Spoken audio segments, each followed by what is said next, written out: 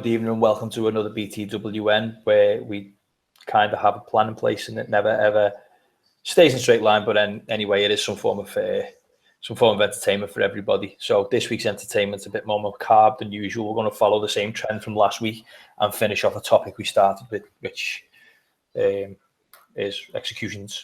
We're not going to aim more towards one type of execution. We did speak last week about flaying, keel hauling, which was kind of fun, to be fair. I really enjoyed that. There's one thing I did really enjoy about it last week was we had, there's a big, massive world boat race starting in Liverpool, started today. And I got talking to one of the boat driver, captain. So I started speaking to a captain and I was having a joke with him and I mentioned keel hauling and he sat there and told me loads about it. And I looked and this was like Thursday. And I looked at him in my head, it's ticking over. I'm thinking, where were you last Saturday when I could have done with this information? You absolute swine. But yeah, nevertheless, how are you doing, Kurt, anyway? I'm doing great, man. Great, Mo. How's your week been, man? Honestly, we're trying to get back on track here, and it's working well. How's your week been, man?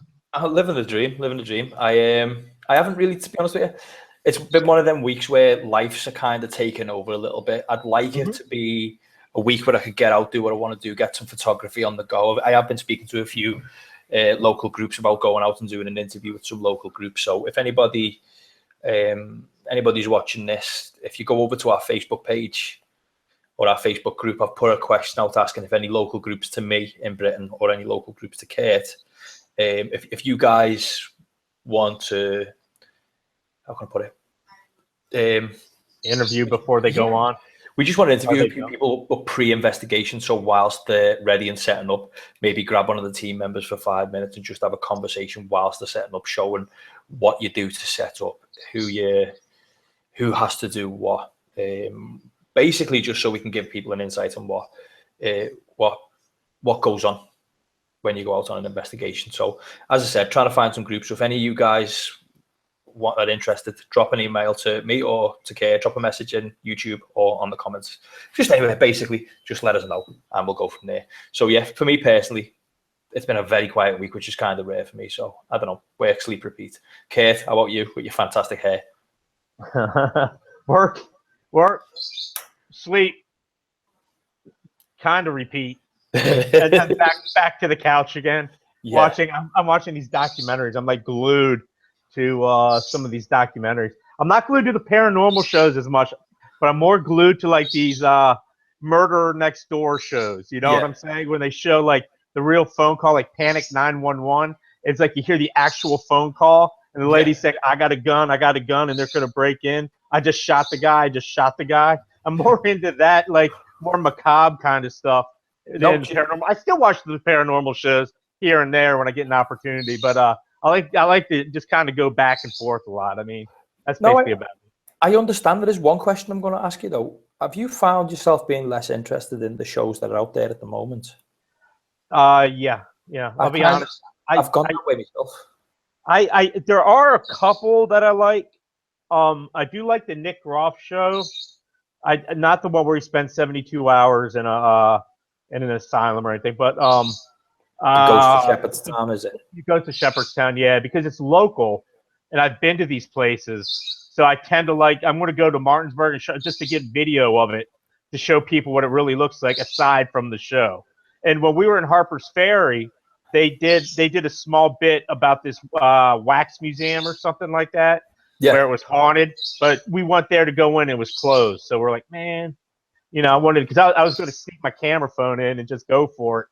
Yeah. And just show it and stuff like that. That's all I do, Do you know, I'm one of them people, if there's places you shouldn't take cameras. We've got buildings in Britain, you should never take cameras. Apparently, you're not allowed to take them. So one of the places being Speak Hall, which is just outside of Liverpool by our airport. It's a big old Tudor mansion. They've found like secret passageways and walls and stuff like that. It's just a nice place. But really history built, and you're not allowed to take cameras or you're not allowed to take any flash photography. So if you go in there with a camera, they're like, really don't use it. And I swear every single time I've been there, I've been holding my phone around everywhere, taking photograph after photograph. Some people give less shit than me about it, but excuse me, I'm kind of I'm a bit cautious because if I get caught, I feel like an idiot, man. I swear to God, getting caught with the camera is like it's got to be the worst thing to ever get caught with. That is so unimportant. If they pulled you for having a camera, I'd be like, really? Could you pull me for something else? Did I lit that? Pardon my French. It's a bit frustrating, but yeah. Anyway, rant over. You ready? Yeah, let's kick it off, dude. Oh, I'm going to kick it off. I'm going to kick it off with something I did find right now. This week's show, we're basing it on Execcutions again, as I said at the beginning of the show. However, we're not basing it on just Executions. Executions always end with the same thing. It's just how you get to that end result, which today we're going to concentrate on. So yeah, an execution always ends in death. Same, plain and simple. It will always end in death. That's the sole purpose and job of it. There are loads: hanging, shooting, lethal injection, electrocution, gas inhalation, beheading. Older versions being animal attacks, backbreaking, blowing from a gun, which is being tied to the mouth of a cannon, which is then fired. Fantastic. Couldn't get that wrong. The Blood Eagle we spoke about last week, boiling to death, the breaker wheel, buried alive, cooking, crushing, disembowelment, falling, flaying, garrote. Just to give you an idea, these things are out there. They used to be practiced quite a lot. However, as of late, it's not something which has been... it's something which is getting a little bit frowned upon. In Britain, definitely it's frowned upon. Over in America, it's sort of slowly but surely being closed off, executions-wise, but... yeah, I wouldn't like any form of execution. All I'd ask for is if it to be quick. A lot of the people we're going to talk about today wasn't so quick. So, Kurt, have you got your first one?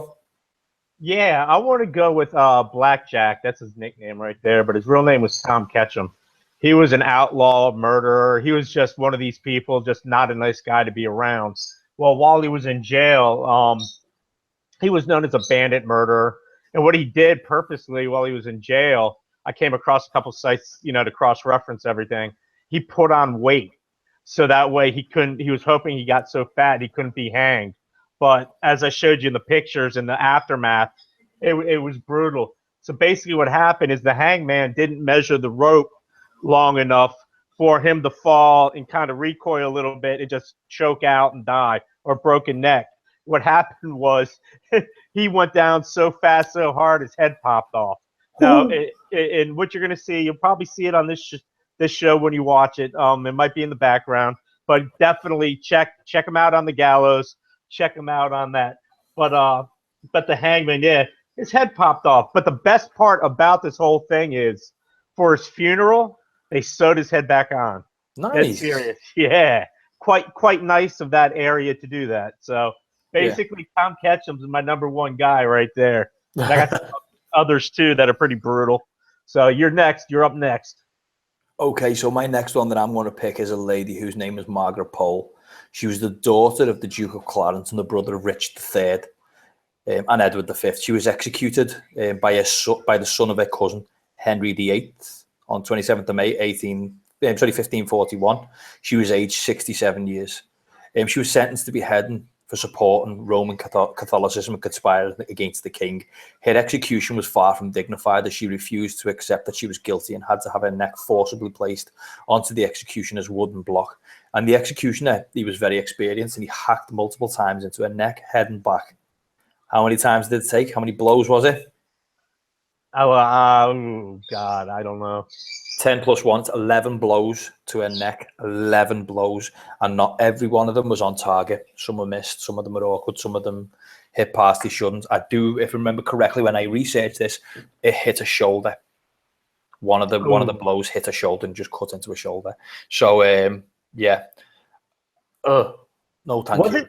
Wasn't it her son wrote something scathing about Henry VIII, or about something that really kicked it off to get her locked up to begin with? I think from what I was told, propaganda, or from what I researched, we researched this for the show a few years back. Not only was she for being a Catholic sympathizer or trying to reinstate Catholicism, it was actually for his son that she was executed, if I'm right in believing. It was something to do with the fact he couldn't catch his son, so they got her instead. She was in her 60s, wasn't she? 68. Okay. So she's had a good life. 68 years of age back, or 67 years of age back in those days. you've done very well if you get to 67. So, not that I'd want to go that way, but nevertheless, ugh, no, thank you. So, your turn. All right. This next one, no, it doesn't end with somebody's head getting knocked off, but believe me, don't hold me to it. That's coming. It will be coming up in a few minutes. This next one is actually a guy in Oklahoma named Charles Frederick, who is supposed to be killed by lethal injection. What they do, they're using one drug, supposedly potassium chloride. Instead, they used potassium acetate, which is actually used for mummification and also used for embalming, plus some other things. So basically, the guy died from embalming, and he died from basically being mummified in a sense. So that's awkward. Yeah, I came across that, and I'm like, oh man, that's brutal. I mean, I don't know what the guy, the guy obviously wasn't the nicest guy in the world, but if I was, let's say, the person's relative who he killed, I'd be smiling and laughing the whole time. You know, I'll be honest with you about that. I'll be dead honest about that. But yeah, imagine being killed by mummification. And it didn't say he was killed by mummification, but if they're shooting that in your system, it's going in your system, and you are slowly being mummified. Yeah, there's no way out, is there? Unfortunately, that's or embalm. Well, that was an easy embalming. It was a 1-2 punch. Hey, we'll kill him and embalm him at the same time. Killing two birds with one stone. Yeah, that's the way I look at it, man. It's the way it is. I mean, as you stated earlier, some of these people, I mean, they weren't the nicest people in the world. These people would actually, for a reason they were hanged. For a reason they were, put to sleep using, lethal injection. I mean, it's just the way I look at it. So the last guy in Britain who was executed, he was executed in 1964, I think, or something like that. But anyway, the last person executed in Britain was innocent, and he was acquitted in 2001. So sorry about that guy. Oh, Jesus, dude. That's brutal. Well, it was, yeah. But my turn. Go for it. William Kemmler. Now, William Kemmler was the first known person in the world to be executed by an electric chair. He was convicted of murdering his common-law wife with a hatchet and was executed to death by an electric chair on August 6th, 1890. However, it did not go to plan. Before the electric currents were switched on, Kemmler apparently said, "Take it easy and do it properly. I'm in no hurry." And the current passed through his body for 17 seconds at the power of 1,000 volts.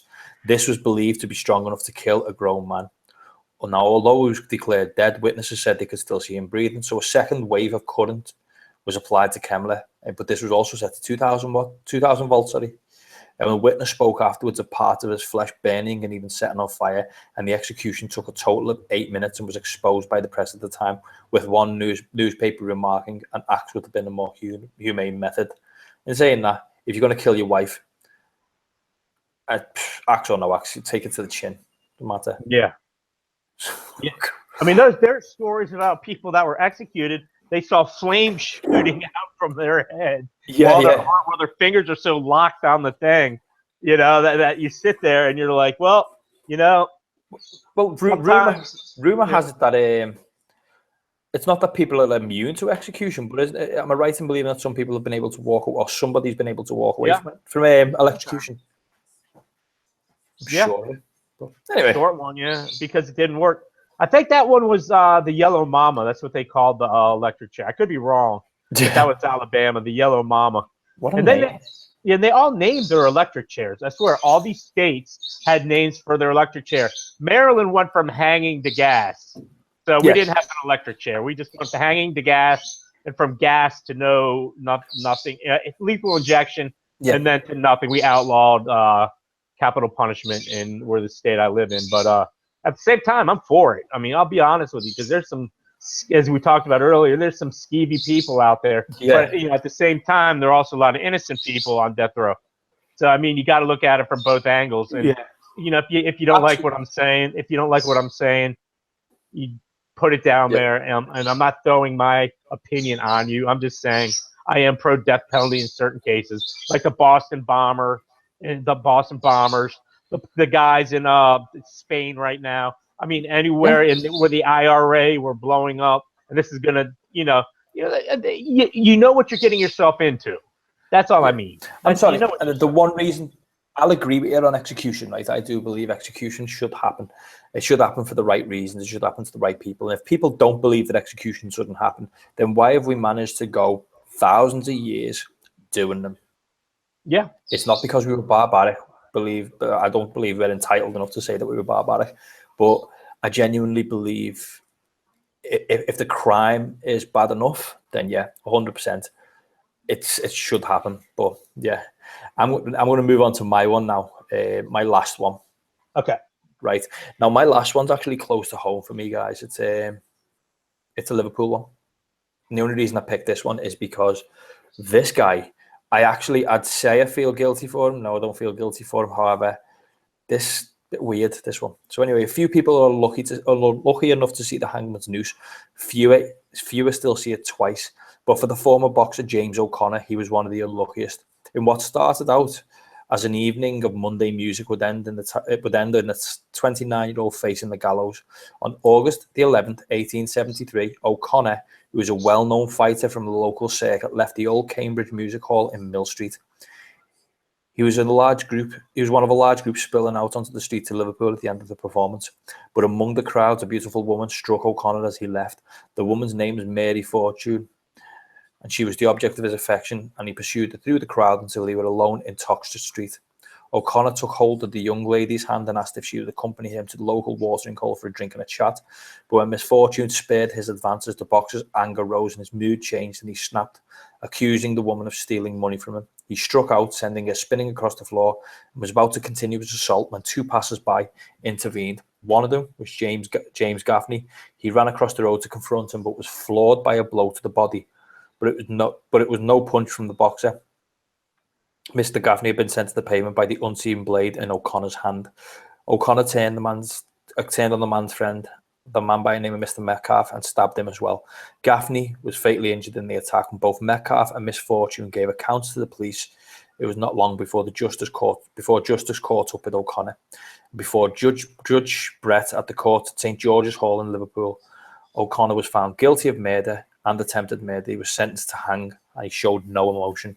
He was led to the Kirkdale gallows. His face broke into a smile, and as the rope was lowered around his neck, he was seemingly contented to accept his destiny. But then fate took a nasty turn. As the trapdoor opened beneath him, the rope snapped from around Connor's neck, and being blinded by the white hood over his head, he then thought for a moment he died. And it was only then the priest, Father Bronte, and a local reporter jumped into the pit that the terrible reality had sunk in. With the hood removed and tears in his eyes, O'Connor looked up at the skies. You'll let me go now, won't you? He asked him to no one in particular. And those stood around, unaware of what was going on inside the pit, could only hear the condemned man hysterically bawling before he broke down, sobbing. Now, the law is specific: to be hanged by the neck until you are dead.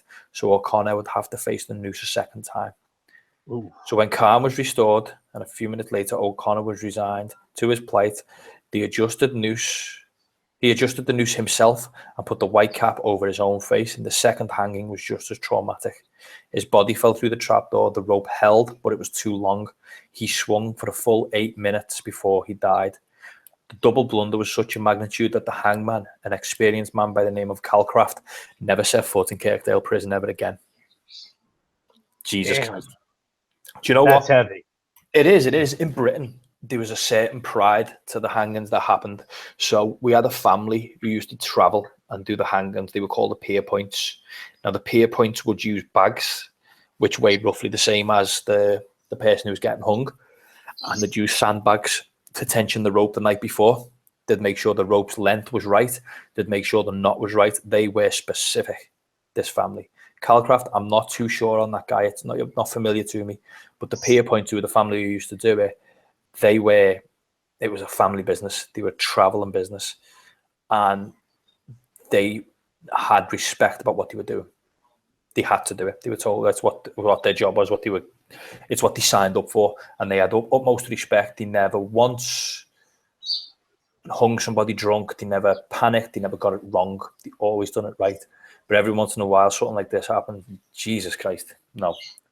That having your hope and then your hope ripped from you. That was bad for them. That's raw. I think it's crazy. I think it's crazy that there's a traveling family of executioners making their way around the country. I'm thinking of that. I was like, I've never heard of that because over here it's all state done. Unless you're up on a federal charge, and a federal charge will get you either a lot more time in jail or might get you executed, where the state would just say you got life in prison without parole. Yeah. So, I mean, that's basically where we're going in this country now. But if you get to certain states where some of these hideous crimes are done, I swear to God, I wish that family was still alive to like tour the U.S. for certain things, because they used to charge people for one of these hangings. They charge people $1 a head to watch the hanging, and I was like, or these people would find the highest point on a mountain hill, and they would watch down inside the prison as they were hanged. Well, in Liverpool now, I mean, this hanging that happened, I know the street where he went after the woman. I stood in the dock in the courtroom where he was sentenced.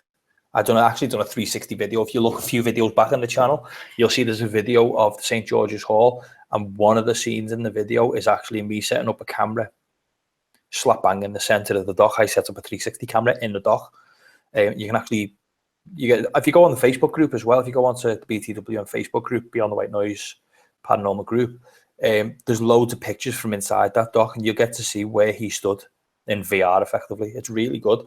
But the prison where he was hung is now a playing field, and most people in the area don't even know what it is, which I think it's fascinating, but it's also a bit dark, to be fair.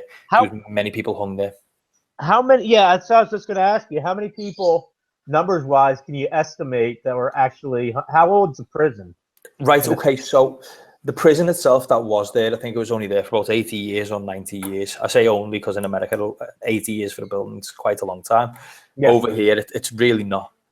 We've got St. George's Hall is 150, 160 years old. The house I live in was built in 1908. That's early, and that's in the Edwardian era, basically. It's just that all the houses around here, it's just a common thing. But I can't put a number on it. What I can tell you is Walton Prison, which is still alive, is still a prison now. If you ever get a chance to go on Google Maps, have a look at Walton Prison. Concentrate around the car park, because that's where all the people who were hung are buried, and they're still there now. Oh, nice. What they used to do is bury unconsecrated ground just in the middle of the car park. People dogging right over dead bodies. Yeah, literally. But the worst part is there's a cemetery directly across the road. There's a graveyard across the road. I've spent a lot of time in the graveyard with photography and that. And when you look over, you think you're close to the graveyard, but you're not getting buried there. You're a speed bump. You're not going to have a stone. How about that? You know, yeah, you're going to be an indentation in about 20 years. You're a pothole. That's the way I look at it. Sad. They only ever moved one person out of that as well. They moved the guy. He was a guy who was accused of a murder on this, called the Cameo murders in Liverpool. And I think, if I remember correctly, they removed his remains after he'd been hung. They removed his remains to our cathedral because we hung him when we shouldn't, or he was hung when he shouldn't because he was innocent. So they removed his remains from the car park and brought him up to our main cathedral. No, that's wild. I mean, just thinking, I mean, not only executions, about the amount of people that have died in there from disease. Because when you're going back past 100 years, you're talking a lot of tuberculosis, you're talking typhoid, you're talking smallpox. I mean, you're talking stuff that can't even be cured. So back in that time. A lot of people, and especially in the good old days, a lot of people didn't think too much about it, but graveyards, like the one I always talk about on here, and I only talk to it because it's quite dear to me as a place, is called St. James's Walk. It used to be St. James's Cemetery. Now, St. James's Walk, it interred 56,000 bodies, I think it was. Whoa. There's graves in graves. So on the side of one of the stones, there's a sign. I'll link it up now. It's called Little Grace. And the story goes that a man and his wife had a child, and she died of an illness. And because they couldn't afford to give her a regal burial, or a nice burial, what they done was they took her to the graveyard at night, and they buried her in one of the posh people's plots, and just chiseled her name, Little Grace, in the wall. so that when they could go and visit a grave in a graveyard, because they couldn't afford to do it. And it's sad, but in the same breath, it's nice that they done that for her. That's kind of a creepy story right there, if you think about it. Sad. I mean, it's truly sad when a child dies. I mean, I'll be honest about that. Yeah. That is extremely heartbreaking. But just the whole kind of it's a bit macabre in a sense that they would go into somebody who's real. But you think they break into a mausoleum or something, which is a lot, real posh, and put her in like an old, nice looking mausoleum or something like that. They should have done it. I don't know why they never did, but they should have. Hey, they did what they knew how to do. That's basically it. I mean, they did the best they could do for their child. Yeah, it's sad, but it is what it is. Anyway, you're next. 1930. Think of that date. There was a lady named Eva Duggal. She actually met the hangman's rope. But first, she killed a gentleman who was a chicken farmer. His name was Andrew J. Mathis. All right. And buried the body for 11 months. So 11 months, no Andrew.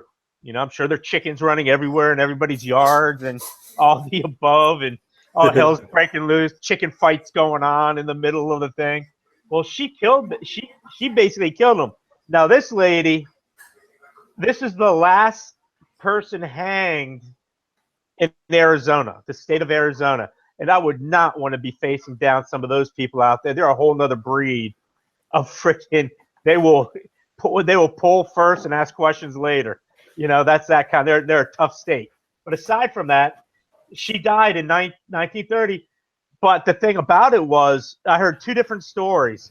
Once the rope was too long, so she got decapitated on that. Yeah. And B, they said on another article, they said she turned her neck real quick, when the trap door opened, and it just jerked her head right off. Jesus. So you're gonna see that right there. So far we've talked about a lot of like gallows, a lot of people using the gallows and stuff like that. But I mean, it's still used in other countries. I mean, think about the Middle East countries in the Middle East. I mean, they hang people in Iran. I mean, except they do it like they'll just pull back the rope and let you just suffocate. Yeah. Suffer. I mean, well, what you find is, and I don't really like getting too much into the politics of things, and especially the current affairs. I don't think certain people in the Middle East deserve talking about. I think they should disappear into their own little existence. But some of the execution methods used in one of the middle, well, it's actually in the news all the time from this group. Basically, I'd like to call them a collective group of gobshites who believe a religion is enough for them to go out and be a collective group of gobshites. They have used some of the most barbaric execution methods on the planet, but they're only using it as a propaganda. I think it's pathetic. So I think those guys hopefully die soon, if you don't mind. Cleanse the planet of all the cruel evilness that you're creating. Yeah, didn't they? What was the guy's name who was English, who went over to ISIS, and he was like lopping heads off, and we got him with the Hellfire missile or something. Yeah, Jihadi John or something like that. He got taken out or something with the Hellfire missile, I heard, or something like that. They drone struck him or something. Where he lives. Well, the frustrating part is, right, and this is why I don't like getting into it, because I've got friends I've got a friend from Yemen. I feel he's got family still over there, and I mean, they're great. There's a lot of great people over in the Middle East. I mean, we tend to get a slant in the West, England, United States. We tend to do a lot of finger pointing, but really, our biggest worry now is North Korea. I'm not so sure on that, to be brutally honest with you. Anybody can stand there and puff the chest up. It doesn't mean you're going to do anything. What I will say, though, with regards to the subject on the Middle East, it's easy to blame an entire group of people for one person's stupidity. It's easy to blame a lot of people for something a small group does. And in the same breath, I could be labelled under the same label as some of them, because I know in the past, there used to be a group called the Fenians. My family are Irish, so they're from Southern and Western Ireland. A little bit north to them was the IRA. They were terrorists. My family's Irish. I'm not saying I've got no relatives. I can guarantee you now who have ever been involved in it. It wasn't their fight. They were the West of Ireland. They were kept out of it, but they were Irish. so they could be tarred in the same brush that people who live over in the Middle East or people who follow the faith, the Islamic faith. You can't tar everybody on that same. Yeah. You can't put everybody in that same category and say, yes, just because you are Islamic, that you should be under the Islamic State. No, it's not that way. And if you believe that every single Islamic person or Islamic believer falls under that category, then really I'd suggest you do something called start school again and complete it all the way to the end and stop being a dipshit. That's the best way of wording it. Oh man, that was well said. That was very well said. Did you see the patriotic flag swinging in the wind?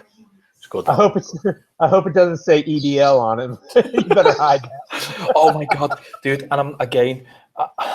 Sorry guys, this is gonna be horrible. Over here, the EDL, okay, the English Defence League. Believe it if you want to. That's up to you. We had an EDL march in Liverpool city centre, and I'm on a bus, and I take a photograph out of the window, and the photograph I took. If I can get it, I'll post it up now. If I can't, then you won't see it. Just in case I've deleted it. There's a group of men all walking down the street, and they've all got their flags, and they've all got their cans of lager, and they're all fat beer belly, tracksuit wearing. Lager louts. Just plain lager louts, dude. Bellies hanging out. And when you look at a group of people and you think, really? How many of you guys actually know why you're here? You dipshits. But again, you stand in a port city like we are a port city, surrounded by every single nationality you could think of. We are a port city. Honestly, people come through the city all the time. My family are Irish, Scottish, German, and French. I've got 4 bloodlines. For God's sake. French, dude. I wouldn't admit it. French, no. But I got one in my line, dude. This belongs I have to you. one Frenchman in my line. My brother had to bring it out on me. Before I was just like, oh, dude, why did you have to be right about this? So I went back and did my genealogy. There's a Frenchman in my wood pile. It's like every single nationality going. What have you just done? You just got excited and ripped your headphones out your ears. Whatever works for you, man. I just pulled a dipshit, dude. I just said there's a Frenchman in my wood pile, and they flew out of my ears. It's not about anger. That's what it is. It's anger. The Frenchman in you coming out. Coming out. So anyway, right, guys, I'm gonna call it. I'm gonna call it to the end of the show now. It's been really good. It's been nice to actually speak and not experience the executions. I'll give you that much, and it's really nice to get back on air as well. So I'm not going to give you any idea of what we're doing next week for the show. We've got a few plans in mind. However, we need to pick from the pile. I'm going to pick one. Me and Kate have got a list that we want to go through of just shows we're looking at doing. Now, as I said at the beginning of the show, and I'll say at the end, if it's possible, if anybody out there who wants, wouldn't mind being spoken to as in an interview format, give us a shout. If you're local to me, I'll fly down to wherever you are. And we'll, as I said, we'll interview and hopefully show the setup of how you guys are setting up when it comes to an investigation. And the same for Kate. Yep. If you're in the Maryland area, if you're in the DC area, give me a holler. We'll definitely come out of there, see what the hell's going on with you guys. And nevertheless, for everybody else, thanks for watching. Subscribe, like, comment, click the notification button. It'll give you a little heads up to let you know the show started or that a show's been uploaded. We will be uploading a hell of a lot more. I've still got stuff to upload. So, guys, thank you. Natalie was informed as a child that her granddad won the war with John Wayne. Well, then that's a good thing. That's a good thing. It's not, because her granddad fucking lied to her. I'm not gonna lie to you. It's fucking amazing. Your grandfather deceived her. You just fucking deceived her. He deceived it. No, it's all right. He deceived my mother-in-law, so that's fine. We'll let him off with that.